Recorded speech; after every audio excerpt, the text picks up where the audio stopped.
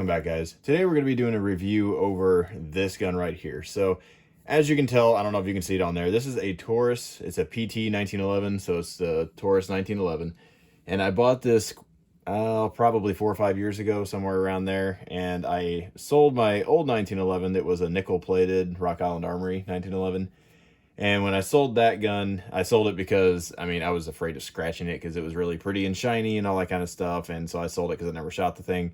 And I wanted to buy a more practical 1911 that I wasn't worried about beating up as much.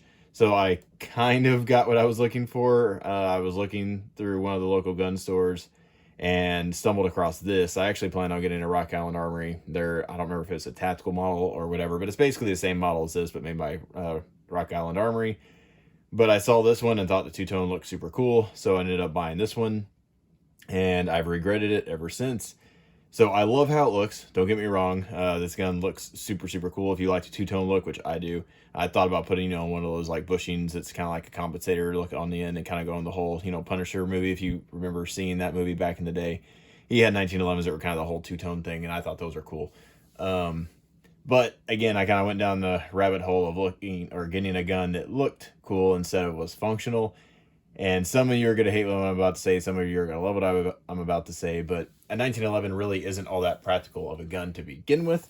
And they can be, I guess, in certain applications. But for the most part, I'm not a 1911 fan when it comes to, like carry or duty use or anything. Mainly because their rounds limited. And they're not as reliable as modern guns. So all that said, let's get into this specific gun. And I will start off by saying, this gun was bought by myself. The ammo was bought by myself. Nothing in this video was paid for or given to me, so that's out of the way. Let's tell you about my journey about this gun and why I would not recommend you buying this one. Now, it's possible I got a lemon, and sure, I could probably send them to Taurus, and maybe they would be able to fix some of the issues they had, but I tried fixing them myself because while I'm not a gunsmith, I am, fairly capable on fixing things and researching and figuring out how to tinker with stuff and get it working. I am a Glock armor, so I'm not completely incompetent, but 1911 is not a Glock, so I'm not super familiar with this, but I knew the things that it was having problems with were fairly common, and are fairly easy to fix generally.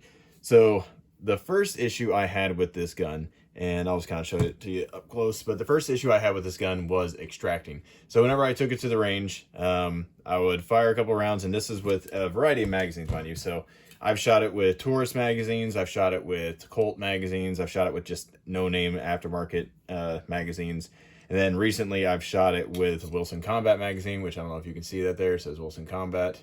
And then I've also shot it with Remington magazines. Again, I can't tell if you can see that or not, but they're Remington magazines. And I never really had any issues with the Taurus magazines themselves. They seem fairly well made, so good on them for that. But into the issues. So whenever I was having issues with it, I would be firing, I'd have a good solid grip, but the rounds were not extracting.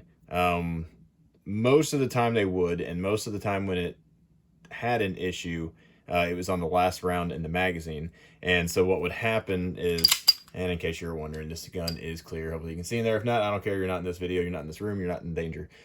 But what would happen was the last round would try to eject, and then it would end up getting crammed basically halfway out and halfway down in here. So basically it'd be sandwiched around this lip right here. And so the slide would be partially forward, putting it on there. That's a kind of nasty malfunction to clear. You have to, pull out the mag, rack this, lock it back, and then try to, unstick that case. And that would happen probably 1 out of every 3 magazines on the last round. So what that told me was, and before that, it usually wouldn't have an issue. Every now and then it would do that with a full magazine or partial magazine, but that was rare. So what that told me was it was having an extractor, or the extractor was a problem. It didn't have enough tension or something along those lines. Another thing you can do is lighten the recoil spring so it can, the slide can travel back a little bit faster, and sometimes that can help kick it out as well. So I ended up doing both of those things. And so I ended up putting I think it was a Wilson Combat. I can't remember the weight or the pounds for how much weight it had, but apparently the Taurus springs that come in here are fairly heavy. So I got one that was like a pound less than that one. And then whenever I put a new extractor in there, I also put a Wilson Combat extractor in there. And that seemed to solve the problems for the most part. Every now and then, you know, it would have a malfunction, but it wasn't nearly as often. It went from being, oh, I guess technically that'd be about 60% reliable, you know, with just one round in the magazine, firing one round, see what would happen, to probably about 95% reliable, which for a target gun at the range, it's good enough for me. That's fine. So that was mostly resolved. Now, if you don't know anything about 1911s, the reason why I replace those things, and what, if your gun's doing the same thing, you can kind of look at that as an example. But whenever you have multiple rounds in the mag, I'll kind of show you here. So if you have a round in the magazine and it's sticking up out of here, when the next round goes back as the slide's coming back, the ejector, you know, the extractor and everything's all working together to throw this round, or well, the case out of the gun. Whenever there's a round underneath it, that also helps kind of push it out of the way. So something you'll notice is the gun's just kind of pooping, you know, the casing's out whenever, because it's hitting this, and that's just kind of dislodging it. It's kind of falling off to the side. Your gun should be extracting it, you know, fairly violently. And if it's not, that's usually means something's wrong with your extractor. The tension on it's not right. And if you know anything about 1911s, the tension on your extractor is incredibly important for whatever reason. So whenever this is not there, obviously you can tell it doesn't stick up as much compared to here. Now you have something sticking up. So since there's nothing to get in the way, it was relying completely on the extractor and the ejector to get rid of the round, which should, you know, be 100% work every single time. But it wasn't, because this gun is, well, it has issues. All right, and sadly, I do not have video footage of those previous malfunctions. I'll try to insert a picture to where you can see what that looks like. And so one of the issues I had, I'm gonna go over that now. And again, I'm not a gunsmith, not a 1911 gunsmith, so maybe I did something wrong, but I don't think I did. Watched quite a few videos, figured out how to do it. So whenever I change the spring, that's obviously easy, super easy to do. Whenever I change the extractor, I was able to put it in, and you can see it's nice and flush, it fits perfectly. This back plate, whenever I was trying to get it off, that sucker was like wedged in there hard. So while it was wedged in there super hard, I had to basically get a mallet and a brass punch to get that thing out of there. So whenever I put it back in, I just kind of smoothed it out with, and some of you are going to hate this, with a Dremel, but I basically just kind of polish it just a little bit to remove some excess material so it would actually slide in and out easier, to where I didn't have to bang the thing with a mallet and a vice grip. It still takes a decent amount of force to get it in, but it's not nearly as bad as it was. So that helped, but that did not change any of the tolerances of where anything interacts on there. So once I did that, I put it in there, and if you'll notice, I think it's the 80 series safety. As you can see in here, here's the plunger. It's similar to a Glock, a plunger. It keeps the firing pin from going forward. The spring on here, so I put everything back in. This was working perfectly fine. I pressed it, everything locked up, no issues. Well, I guess the tolerances with this gun and with that Wilson Combat extractor weren't perfect, even though it was working with my hand. So whenever I shot it, it lasted probably about 2 or 3 mags before I noticed the gun just locked up. It got locked back, and it was like hung up like there was something stuck inside. So I was able to kind of get it apart, and this fell out. And then the spring that was in here, I have no idea where that thing went. It's down at the range somewhere. But that fell out. So I was like, okay, so I took it apart, just took this out altogether, which this is not necessary for the function of the gun. So I just left it out. It just removes, you know, the drop safety, I guess. The firing pin can go forward, I guess, in theory. So if that worries you, which this was not a carry gun, I didn't really care. So I was like, okay, whatever, I'll just take that out. No problem. Don't really need it. So this last time, and I have video footage of this, I'll insert it somewhere in here along the way, I was having more issues that I didn't have before. So again, this gun was working perfectly fine, even without this in there. That wasn't an issue. But whenever I fired it last time, the rounds were getting hung up upwards, like not quite a stovepipe, but they get stuck in the chamber, like they wouldn't go in all the way.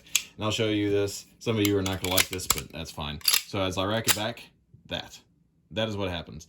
So that to me, and this wasn't an issue before, and it did it with all different magazines, it did it with all different ammunition types, and it still kept doing it. So I used Fiocchi, I used Magtech, and I used something else, Perfecta, and all of them did that, even when you're trying to load it. And you couldn't, whenever it was rammed in there, you couldn't kind of hit it forward and get it to go to chamber. And it didn't do that before, so I don't know why that's an issue. I don't know if maybe the extractor is getting in the way or anything, but if you can look down in there, it's not, hopefully you can see that. It's not going to focus. But anyways, it would only do that maybe every third magazine, something like that, but it would also do it in the middle of firing. So that was obnoxious. Let's see. Oh, hate that.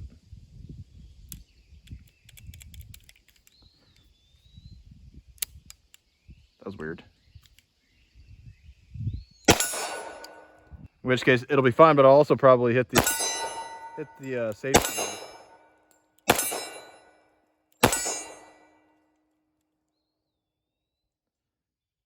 Malfunction.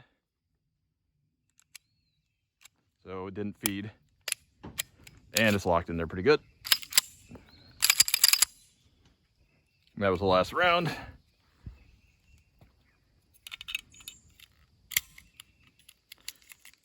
Which is relatively normal. Yep, there it goes again. Didn't want to feed. We'll see if maybe it's...